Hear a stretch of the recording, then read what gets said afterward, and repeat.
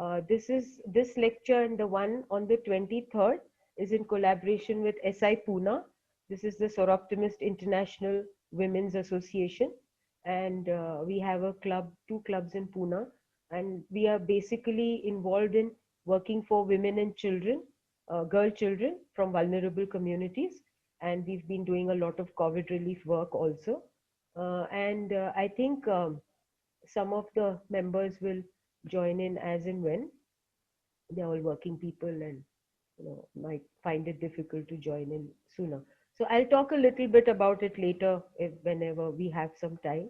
But if any of the members are present from NASI, from the India clubs, then please, I welcome them all also to this session.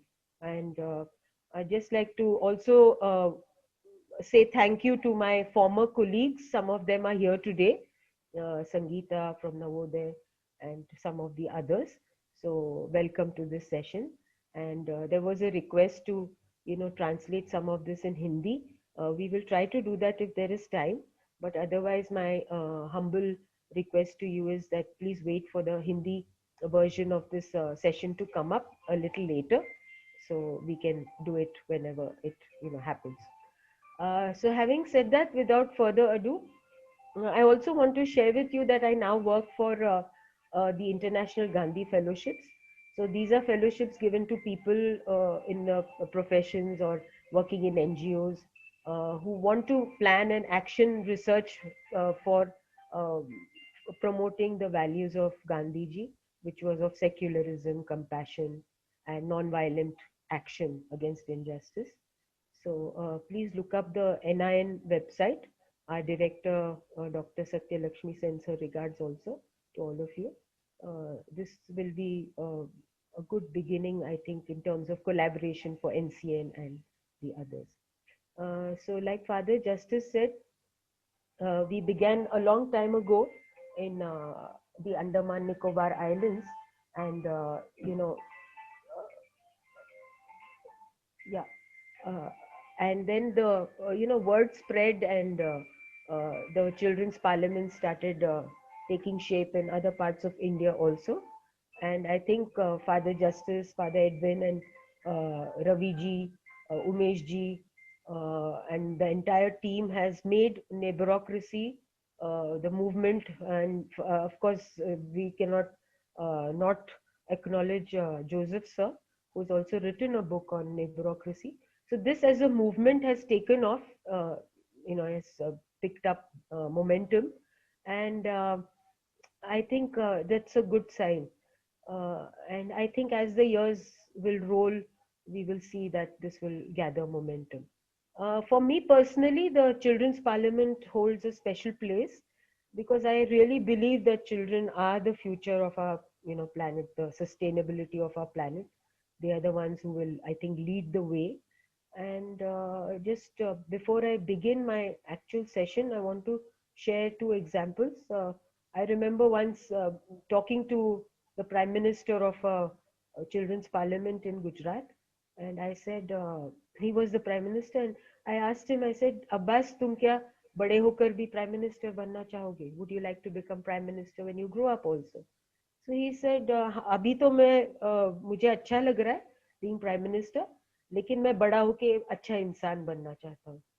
I'm not so crazy about the power or whatever, but I want to be a good person.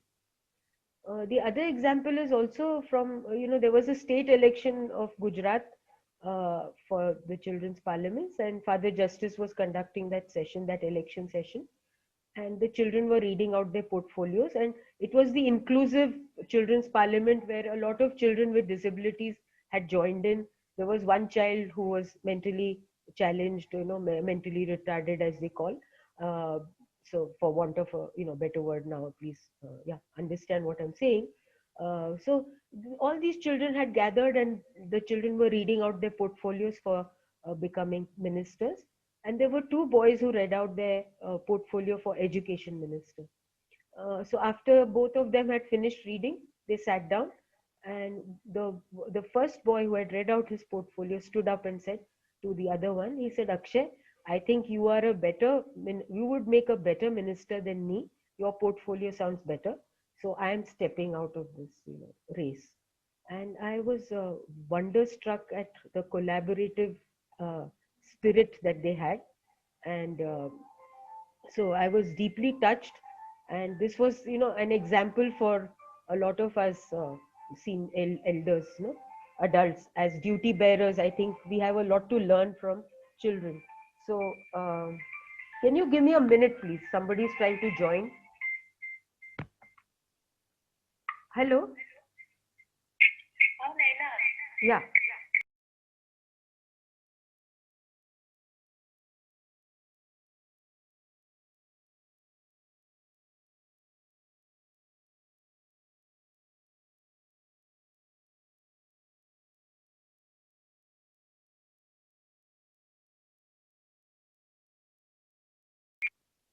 Sorry about that. I think some members are trying to join in and they happily called me, forgetting that I'm in the session.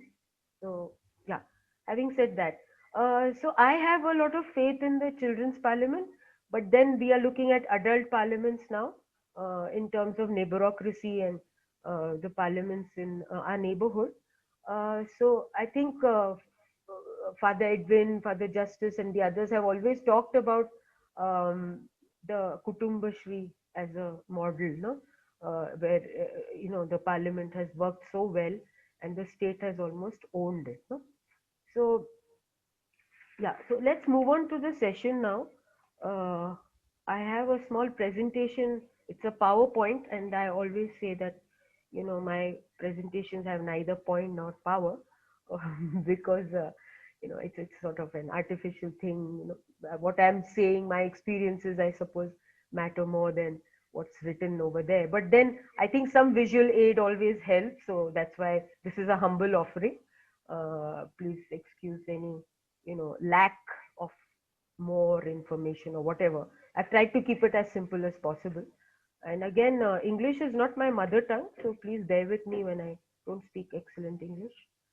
Having said that, I would request Father to please, or I think I can share screen. No, if Father can, please put up that presentation.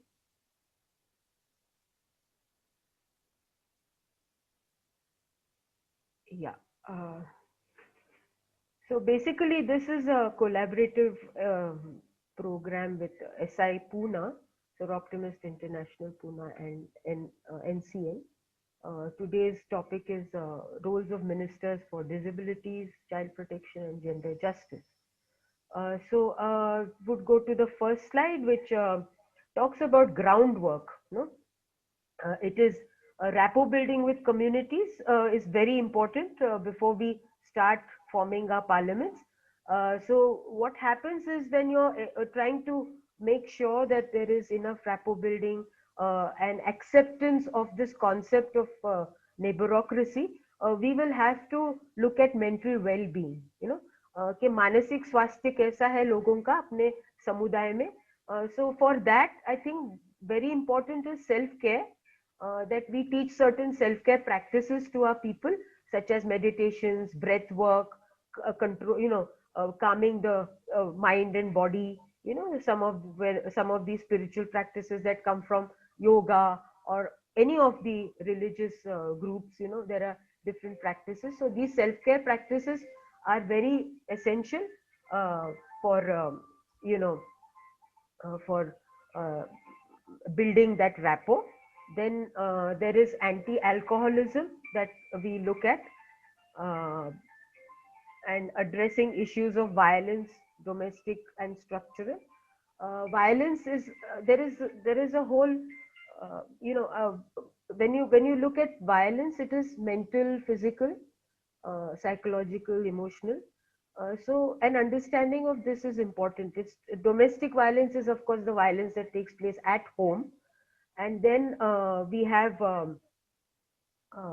violence that is outside of the home, passive aggression, that is also violence. Neglect is a form of violence.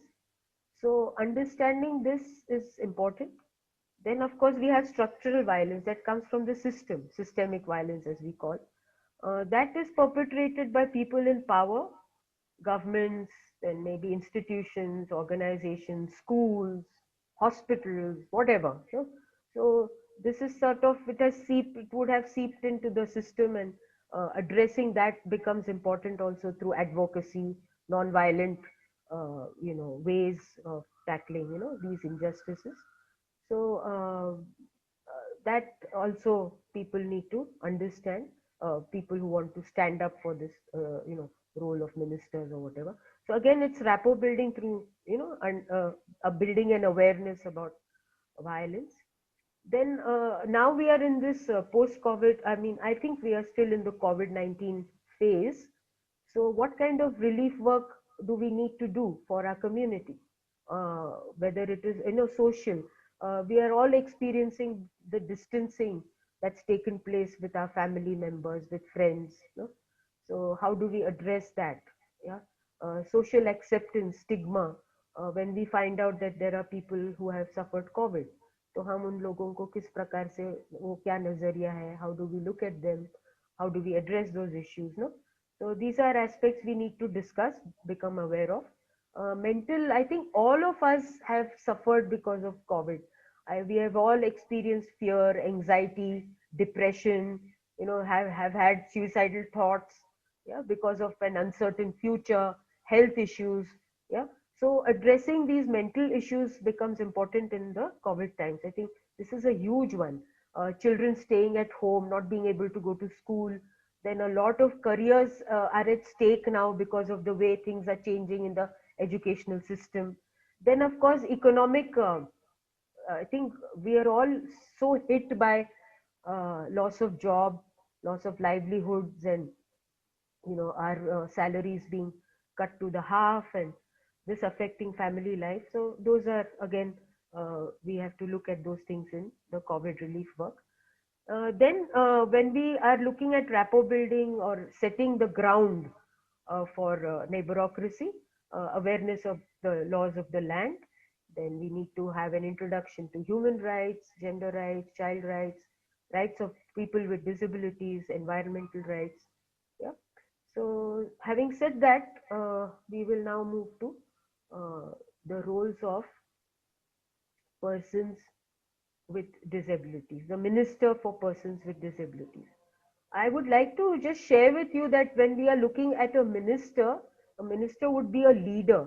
So in bureaucracy terms, I think we are looking at servant leadership, a leader who wants to serve, huh? And not someone who's autocratic or who's a megalomaniac, extremely egotistical. Huh? So these aspects of compassion, love, patience, tolerance, a proactive approach, vision, all these things would be necessary to make a person a leader. Huh? Again, servant leadership. So ministers with persons, what are the roles? Basically, to understand the intersectionality of disabilities. Being disabled is not, it's not so simple. There are layers to that. There is poverty. There is regional issues. There are regional issues. Where were you born? Which area do you come from? Which geographical setting do you come from? That will matter. So understanding intersectionality of inclusion. When you say we want people with disabilities to participate, what are some of the hurdles that come in the way? Understanding of this is very important. Not only understanding, but then disseminating this information to other members of the community, of the neighborhood. Yeah. So that would be the first role of the minister. Then include people with disabilities in all meetings, decision making. Yeah, that is important. Then I think I remember the Children's Parliament children had said that we want the Minister of Persons with Disabilities to get the teachers and to understand inclusion, and to make it possible for children to access education, to be able to go to school, to give those facilities. And in case the child is not able to go to school, the teacher should go to the child. So these are things that a minister will have to look into. Those are like those executive functions. When we're looking at disabilities, it is important to acknowledge mental disabilities. Yeah? Like people who are suffering from psychosis, depression, and other mental illnesses that are defined in DSM-4, the Diagnostic Statistical Manual for psychological illnesses. Understanding that is important, and all that stigma that is associated with mental illness, the minister will have to take stock of and see that those are addressed and done away with when it comes to mental illnesses. Treat that as also a disability and include those people also as far as possible in the meetings and in any of the other programs that you may want to have. Then it is very important to address superstitions in our culture with regard to disabilities, and address them in a scientific logical way, with a lot of storytelling, stories of change of how people with disabilities are included and how they can enrich society. Yeah. I always feel that who can become a minister of disabilities? From my experience, I find it is usually siblings. A sibling of a person with disabilities would make a wonderful minister, because I think as a sibling you feel the pain of your brother or sister who's suffering from, who's going through the challenges of facing the challenges of disability. And I think as a sibling, you kind of you try, you'd reach out, you are also suffering because you have a brother or sister who's like that, and there's also a lot of compassion, no, there as well. So I think those are people who can become, good ministers for persons with disability. One of the qualities I found, traits I found, would work. Then also people who also are having disabilities, persons with disabilities, they could make a good ministers in this area. Then looking at executive functions, a minister for disabilities would have to write requests, petitions for civic facilities, then healthcare, vaccination, educational, livelihood entitlements. For example, in a village, are the roads good enough for people with locomotor disabilities? क्या जो लोग दिव्यांग हैं वो क्या चल सकते हैं ठीक से रास्ते पर? तो रास्ते कैसे हैं हमारे? How are these in my neighborhood? What kind of civic facilities are available for me and for people with disabilities? Are there ramps? How is the architecture of a building? All these things I think a minister will have to look at, no? And then engaging the local leadership, the gram sabhas, the local child protection officers, then people in charge of ministers, yeah. uh, all this will they will have to, the minister will have to look at, and basically engaging local leadership is very very important. Then protection of women and children who are differently abled, uh, from uh, please give me a minute, please.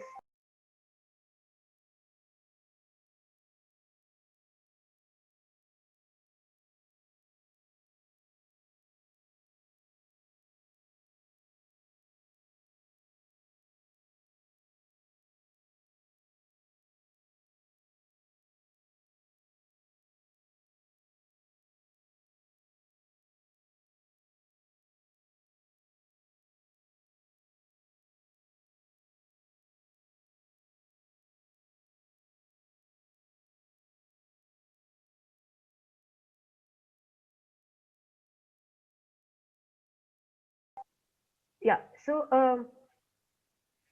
somebody is trying to join again. So anyway, executive functions, engaging local leadership is very very critical, because I think this aspect of disabilities is really overlooked, and unless and until people have a direct experience with disabilities, they are not able to empathize or connect. So this is important. Protection of women and children from violence, neglect, and sexual exploitation of any form is again very critical. Uh, Basically, understanding what kind of abuses can happen, this a minister should be totally aware of. Then, like to share the cow story. You see, in Cambodia, what happened is they started dispensing antidepressant medicines. The pharmaceutical company came up with antidepressants. So Cambodians said, "We don't need this." So the doctor said, "What do you mean you don't need it?" So they said, "Our culture, in our community, we don't need it because Then they gave an example. There was a farmer whose legs were blown off by a landmine, which was put by the American soldiers in his field. So he lost his legs and he became very unhappy and he was depressed. He used to cry every day. So the villagers, the community people would go and sit with him and listen to his story of sadness and all that. Then one day he said, I'm very sad because my livelihood is gone. I cannot go to the farm. So I wish I had a cow. If I had a cow, then, you know, the cow would give milk. I could, tell my children to sell it. I would get some money and I could also drink the milk or whatever. So what happened is in 2, 3 days time, the villagers brought a cow for him and gave him. So after that, he stopped feeling depressed. He became very happy with the cow there. And then slowly he managed to get crutches and all and started, moving around a bit. So his depression was gone. So the Cambodians told the doctor, see, we don't need medicines. We are okay. We have antidepressants in our community. So this is a fine example of how the neighborhood can bring people out of misery. No? So again, yeah. Then coming back to disabilities. Now in the COVID times, it was found that the disaster management guidelines in COVID times were, there's a plan, a disaster management plan. I don't know if Joe is there. Joe is one of my former colleagues and he's with the Kerala government and UNDP. So he was also instrumental in making this, formulating this disaster management guideline plan. And in fact, Kerala government got an award for that recently. So this was invoked in 2019 and 2020. But in spite of that, not all states are following this. It means that for vaccination, the doctors, nurses can go to the houses of people with disabilities and give the vaccination, then provide them some kind of help, to manage their day-to-day activities and so on. All this is there in the guideline, but very few are following up on that. So the Minister for Persons with Disabilities will have to look into all these aspects. Yeah, there are more stories, but I think we don't have time, and Father Justice will, say time up. So let's move on to the next slide, which is Minister for Child Protection. So when we say child protection, see, I've been training a number of NGOs in child protection. Child protection. There's a government GR which says that all NGOs should have a child protection policy. It's so important. So again, the minister must understand what is abuse of children. It is mental, physical, sexual, then it is also emotional, right? So a minister must understand how vulnerable children can become. And in the COVID-19 phase, this period, there has been an increase in child labor, domestic work has increased for children because they are at home, they are not going to school, and this is especially in the case of vulnerable children. I was horrified to find that groups of children in our bastis, in our slums, they are just sitting at home. They don't have an Android phone, they don't have a tab, so they cannot join in, a lot of them, for the online classes. And then there are a lot of abuses by the teachers. We've heard recently cases in the south where parents have complained, children have complained, and at the same time the teachers are also going through a lot of problems. They're facing a lot of challenges and yet doing their work. Yeah. uh, Parents have had to pay fees, full year's fees, for just these online classes, and they've been questioning why should we do that. No. So everywhere everybody is having these different challenges and they're trying to cope with it. So again, the Minister for Child Protection must understand how the lockdown, which has led to loss of livelihood, end of school days, then uh, this whole dependence on artificial intelligence, it's bringing in its own set of problems. No? So how do we address that? How do we prevent and eliminate child marriage? How do we eliminate and prevent child labor? What are the strategies? So these are strategies we have to work out within our neighborhood. The minister has to be proactive. He must have a vision and a hope that things will change for the better.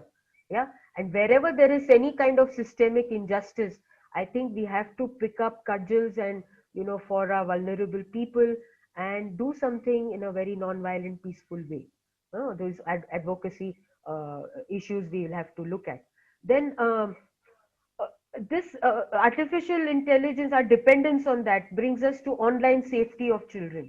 So when we are looking at protection of children, online safety, how do we protect our children from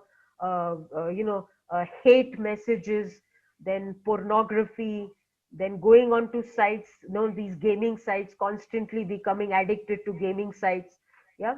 What how do we address these issues?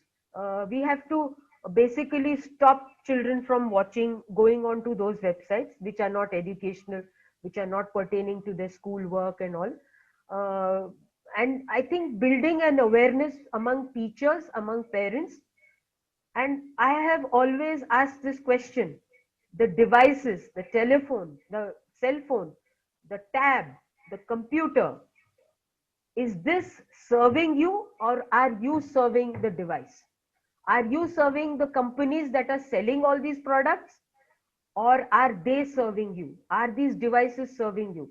So I think making children aware and making them think, uh, think for their freedom, for their future, to make them logically analyze what is good and bad for them. What do I value more? No? Is it my personal, my freedom? Is it how much knowledge I'm getting? Yeah, these are questions we have to teach children to ask. And also us as elders, no, again, are the devices for us, or are we for the device? Are we going to become addicted to our devices? And I know all of us are nowadays. I mean, we wake up in the morning and put on, switch on and look at the WhatsApp messages, because I think that somehow that's the only way we are connecting with each other in the COVID times. So things have become worse for us there. But then we have to draw a line somewhere. The boundaries have to be drawn, and we have to train children to ask these questions, no? Because I think I was talking to one of the cyber cell people the other day. I was inviting them for a lecture, and this a person who's in charge of the cyber cell in Pune, he said in a month's time there was an increase of nearly 10 to 12 cases of online, abuse. There were cases of bullying, 3 4 cases of bullying online, and then by children of the same age. Then there were uh, hate hate messages coming from different groups, religious groups, spiritual groups, asking children to join them, or encouraging them to tell their parents and friends that these are messages, you should pass them on to your people. And yeah, and also trafficking issues, where young girls were being lured into prostitution, and so on. Sexual abuse was going on. So this is on an increase now. So training children to be to learn to protect themselves, no. So if having children's parliaments in your neighborhood is a very good idea, along with the adult parliaments, no. So in that sense, you can have a holistic neighborocracy, yeah, of children, youth, and adults, no. That's an ideal neighborhood to have, right? So I can take questions later if there are any on these aspects. We then move on to ministers for gender justice. Yeah. Now this is a very talked of, and people trivialize it sometimes. People don't know what to do with it. But there was a UN report some years, 2 3 years ago, and it said that India will take almost 100 years to arrive at equality between men and women, to achieve gender justice. So we cannot wait for that long and have more violence taking place against girl children and women, and by other vulnerable groups. So again, understanding the intersectionality of gender. Why are some people having less power than others? Why do some women have more power? Why do some girl children have more power? Why? How is gender affected by poverty, by locale, then unequal distribution of wealth, caste? In our country it is caste, and then minority groups, no. All these things are at the intersection of gender. So the minister again must understand this and disseminate this knowledge to others as a servant leader. Then acknowledge and address issues of vulnerable groups of women and children, especially those from culturally oppressed groups like the Dalit groups, no, of women uh, and children and girl children and women from Dalit groups, and then women and children who have disabilities. They are. It is very easy to sexually abuse girls and women with disabilities. Yeah, we've had hundreds, many cases. I think when I was working in Karnataka, the projects there, 2 or 3 projects there, I remember the fathers and sisters were constantly working at protecting women and girl children with disabilities because it was so easy to rape them. Many of them had to live alone, and this was a huge challenge for the NGOs there, protecting them. Then the minister must understand binary and non-binary aspects of gender.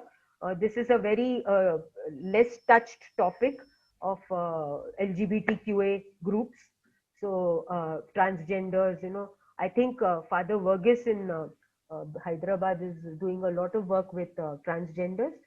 They have their own set of problems and issues. So they are again, so the LGBTQA groups are these non-binary groups which are having to face a lot of challenges.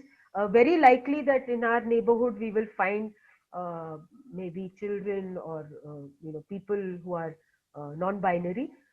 So how do we address those issues?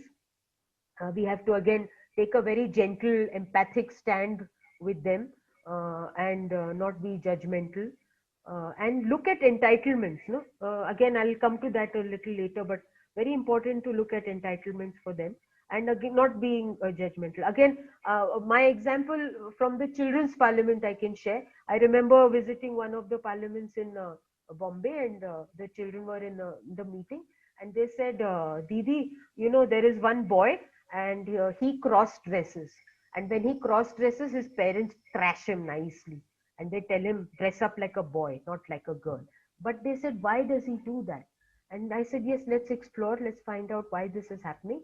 And then we found out that this child was a transgender child. And then the children went and got the parents into the parliament, and they explained that it's a serious issue and it's not something that this child is making up. And then the parents stopped beating the child, and this problem was addressed because of the children's parliament. Yeah, so work for providing opportunities. It's important, no, for when we are looking at gender justice.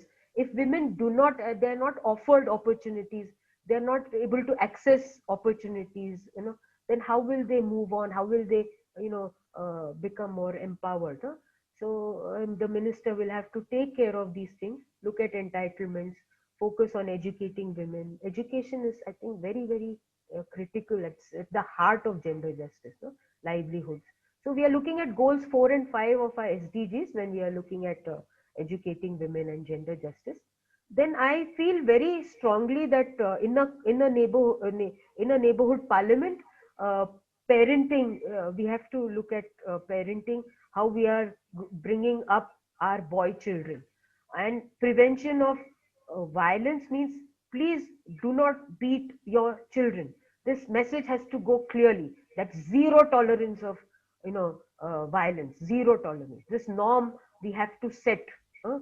Whether whether it's accepted or not immediately, but in a parliament this has to be discussed, and the minister has to ensure that there is zero violence uh, uh, as a parenting strategy, as well as zero violence as far as women are concerned, children are concerned. I'm not saying that women can beat men. I'm not suggesting that at all. But any form of violence, we have to prevent it and eliminate it. Yeah. Then healthcare. What kind of healthcare? Mental health, physical health. What is going on? Is this minister aware that for women have other issues other than pregnancy? So all the focus is on pregnant women, pregnancy, postnatal care. घराचा दिवा means what do you call it? वंश का दिया जलाने वाली है ये, तो उसी टाइम पे उसका ख्याल रखो. Take good care of her in her pregnancy only. After she has delivered the baby, you can ignore her, not take care of her. This is basically a cultural attitude which has to change.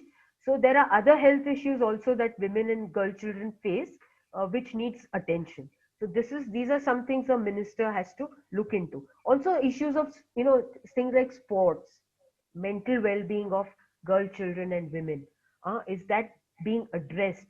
Are we acknowledging uh, women who are good in sports? They are good in education. Are we acknowledging them, celebrating their, victories? These are things that a minister for gender justice has to look at. Having said that, I want to just point out one thing, that mothers are always blamed for the way children are brought up.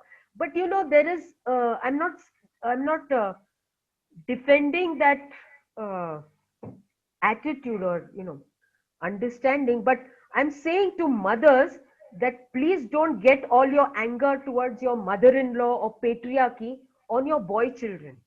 Yeah, don't.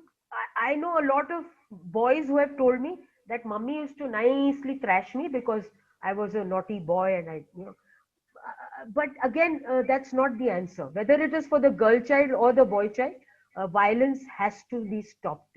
Corporal punishment is not acceptable. Yeah. So let's, look at other ways of non-violent communication and disciplining children, when I know some discipline is required for making them better citizens, to make them understand their responsibilities and duties.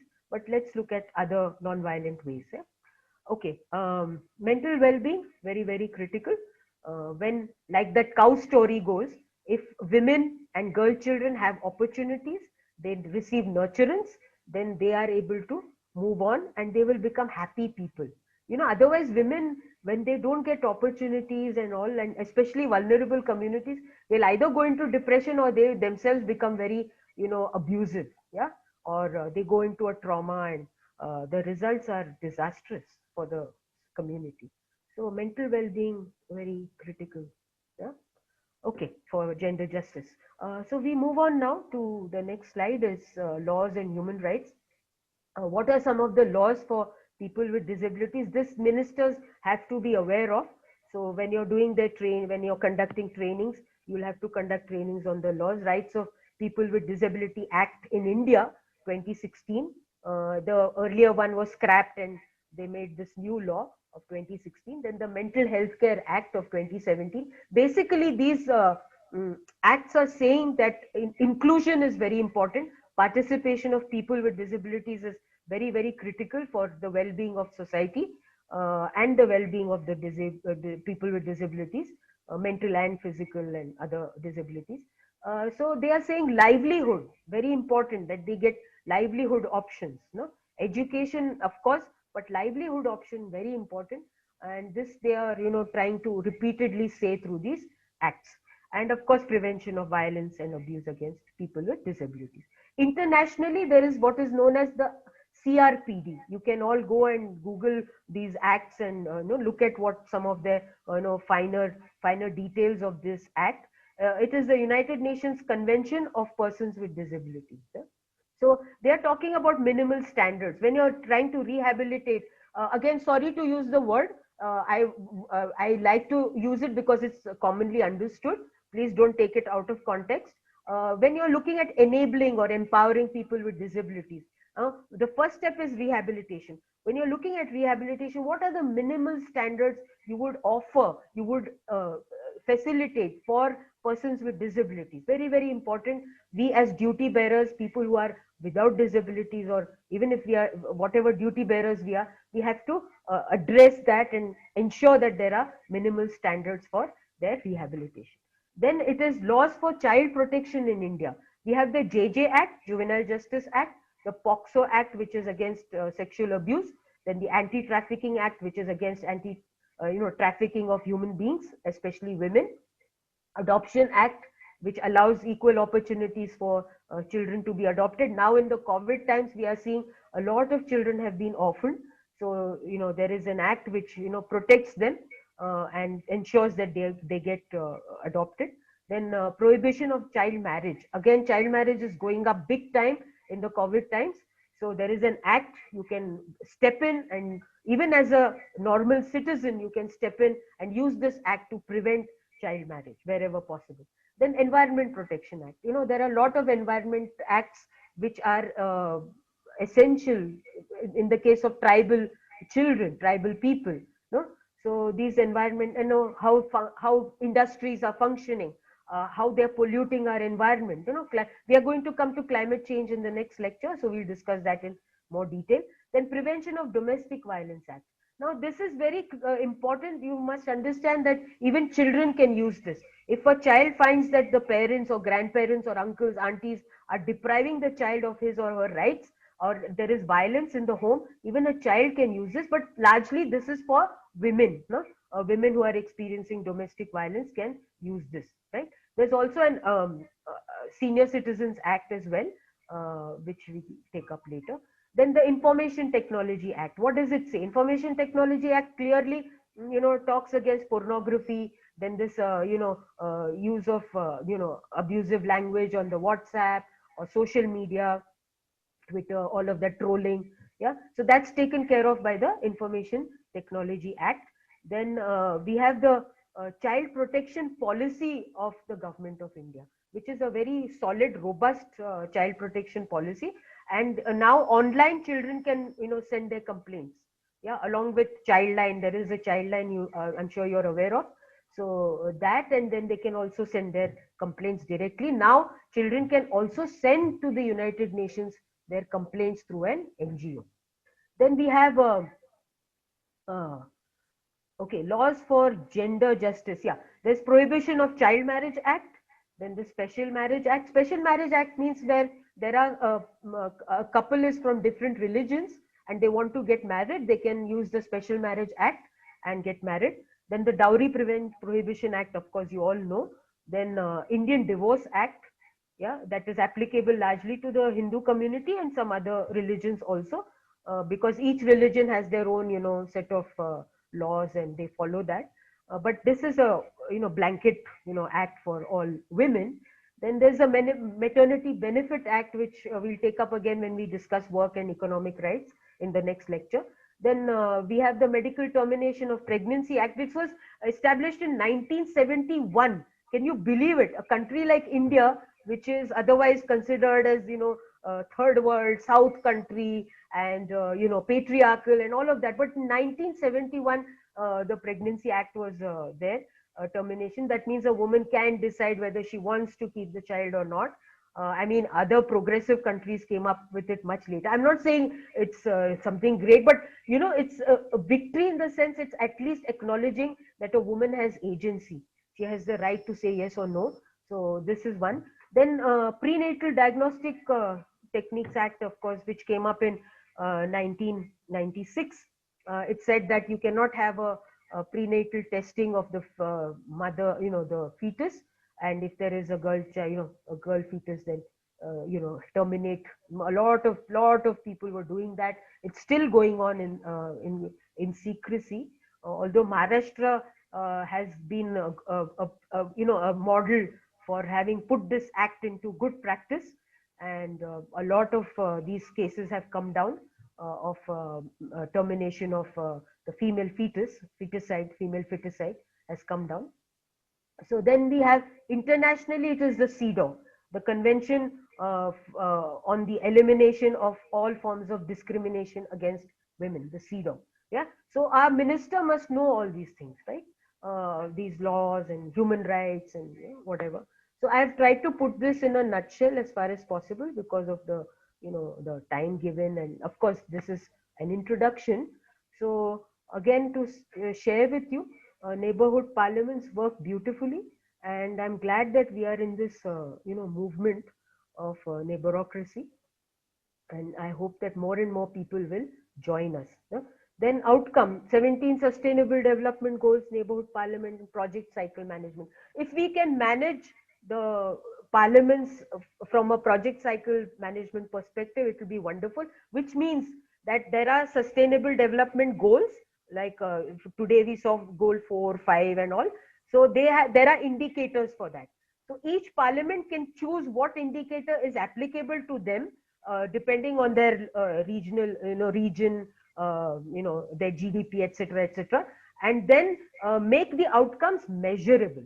That means have specific goals for your parliament and see that these goals are measurable and you achieve them. There are outcomes, no? In lieu with your 17 uh, sustainable development goals, no? So yeah, having said that, I move to important last slide, which is the circle of love. We also call it neighborhood parliaments, because if you know that we all sit in a circle, which means there are no hierarchies, and each one will have an opportunity to speak.